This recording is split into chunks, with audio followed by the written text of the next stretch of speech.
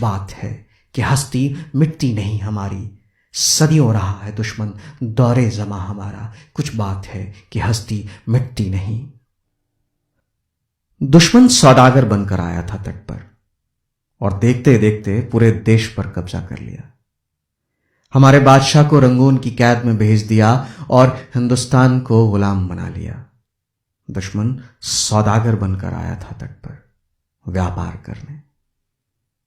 अंग्रेजों को सिर्फ व्यापार दिखता था, खेत में, रेल में, कपास में, नील में, किसान में और पूरे हिंदुस्तान में।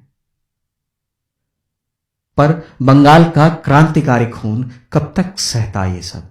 बंगाल की क्रांतिकारी कलम कब तक सहती ये सब? चल पड़ी, निकल पड़ी और जन्म हुआ देश को जगाने वाले साहित्य का, कविताओं का, कहानियों का, गीतों का, अखबारों का, पत्रिकाओं का।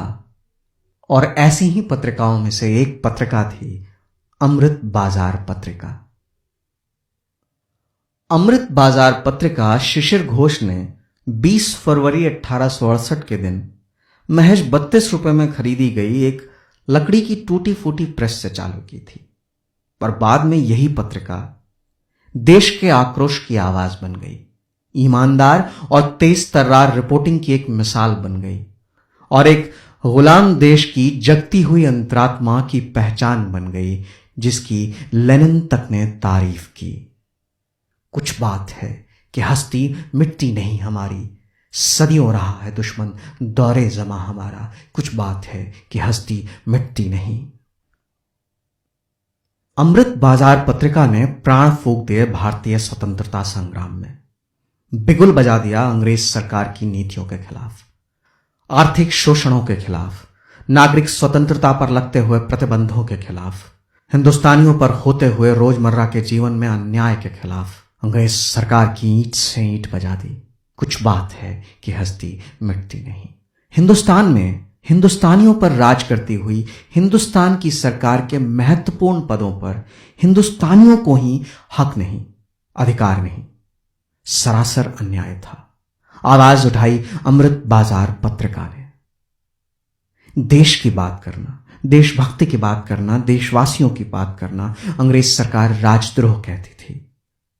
1897 में बाल गंगाधर तिलक पर सिडिशन राजद्रोह का मुकदमा चालू कर दिया। सरासर अन्याय था। अमृत बाजार पत्रिका ने अपने एक एक पाठक को जगाकर चंदा इकट्ठा किया, जिससे कि अंग्रेज सरकार के खिलाफ और बाल गंगाधर तिलक के समर्थन में मुकदमा लड़ सके, जीत सके।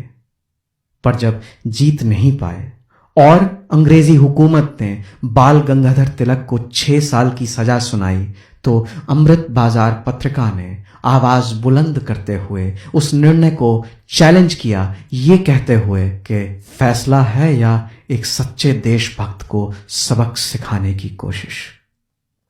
कुछ बात है कि हस्ती मिटती नहीं। बंगाल महज एक राजनीतिक या भौगोलिक स्थापन का नाम नहीं है, एक संस्कृति है सदियों की, एक भाषा है, एक जीवन का फैलाव है, जिंदगी का विस्तार। पर लॉर्ड कर्जन ने 1905 में यह न समझते हुए और डिवाइड एंड रूल की पॉलिसी अपनाते हुए बंगाल का विभाजन कर दिया, बंग भंग। सरासर अन्याय था। अमृत बाजार पत्रिका चुप कैसे बैठती? उसने जंग छेड़ दी अंग्रेजी सरकार के खिलाफ और खासकर लॉर्ड कर्जन के खिलाफ, उनकी नीतियों के खिलाफ, उनके निर्णयों के खिलाफ। और अपने एडिटोरियल कॉलम्स के माध्यम से पत्रिका ने साफ लिखा कि Lord Curzon is young and a little foppish and without previous training but invested with unlimited powers. अंग्रेज सरकार और लॉर्ड कर्जन दोनों हिल गए और उन्होंने मोतीलाल घोष, जो शिशिर घोष के भाई थे और पत्रिका के सह संस्थापक थे, उनके खिलाफ मुकदमा चालू कर दिया। पर मोतीलाल घोष भी डरने वाले नहीं थे। ऐसी दलील पेश की कोर्ट में कि अंग्रेजी सरकार को बाध्य होना पड़ा उन्हें छोड़ने के लिए। कुछ बात है कि हस्ती मिटती नहीं हमारी। सुभाष चंद्र बोस और अन्य छात्रों को प्रेसिडेंसी कॉलेज से निकाल दिया गया था। सरासर अन्याय था। अमृत बाजार पत्रिका ने आवाज उठाई इस निर्णय के खिलाफ और अंततः प्रेसिडेंसी कॉलेज ने सुभाष चंद्र बोस और अन्य छात्रों को वापस कॉलेज में ले लिया। कुछ बात है कि हस्ती मिटती नहीं। लॉर्ड लैंसडाउन के दौर में अंग्रेजी सरकार कश्मीर पर कब्जा करना चाहती थी। सरासर अन्याय था। पर अमृत बाजार पत्रिका के एक जर्नलिस्ट ने वाइसरॉय ऑफिस के वेस्ट पेपर बास्केट में मिले एक लेटर के कई टुकड़ों को जोड़कर यह खबर बाहर लीक कर दी और उस लेटर को अमृत बाजार पत्रिका में पब्लिश कर दिया। इसके पहले कि अंग्रेज सरकार अपनी योजना में सफल हो पाती, कश्मीर के राजा ने इस योजना को असफल करने के लिए कदम उठाने चालू कर दिए और अंततः अंग्रेज सरकार अपनी योजना में असफल हुई। कुछ बात है कि हस्ती मिटती नहीं हमारी, सदियों रहा है दुश्मन दौरे जमा हमारा। कुछ बात है कि हस्ती मिटती नहीं। अमृत बाजार पत्रिका को बनाने वाले लोग अलग मिट्टी के बने थे।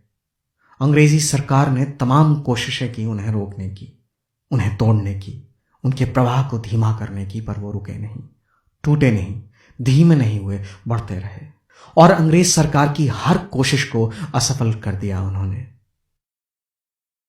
अंग्रेज सरकार की ऐसी ही कई कोशिशों में एक कोशिश थी 1878 का वर्नाकुलर प्रेस एक्ट, जिसका मकसद ही था गैर अंग्रेजी भाषाओं को सरकार के खिलाफ लिखने से रोकना और खासकर अमृत बाजार पत्रिका पर अंकुश लगाना। पर अमृत बाजार पत्रिका पर अंकुश कौन लगा सकता था? अमृत बाजार पत्रिका बनाने वाले लोग अलग ही मिट्टी के बने थे। उन्होंने रातों रात फैसला लिया और अमृत बाजार पत्रिका, जो अब तक बांग्ला में छपती थी, वो एक रात में अंग्रेजी की पत्रिका बन गई। और अगली बार जब अमृत बाजार पत्रिका पाठकों के हाथ में गई तो बांग्ला की नहीं, अंग्रेजी भाषा की पत्रिका थी। जी हां, रातों रात एक बांग्ला में प्रकाशित होने वाली पत्रिका अंग्रेजी में प्रकाशित होने वाली पत्रिका बन गई। कुछ बात है कि हस्ती मिटती नहीं हमारी, सदियों रहा है दुश्मन दौरे जमा हमारा। कुछ बात है कि हस्ती मिटती नहीं।